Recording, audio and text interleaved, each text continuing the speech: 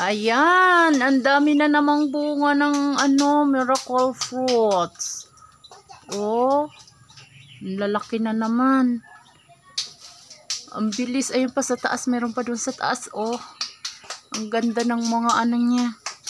Ang ganda ng mga bunga niya, oh. Wow. Ang ganda tingnan. Ang dami.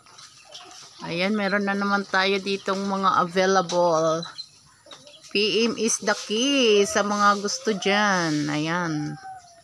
Gustong gumawa ng juice ng miracle fruits. Maganda to sa sa mga sakit-sakit sa katawan. Natural herbal.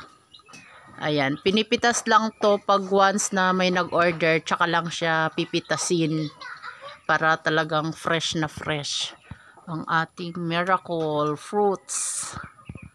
Ayan, ito yung ating miracle tree. Ayan, miracle tree. Tas yun yung mga fruits niya.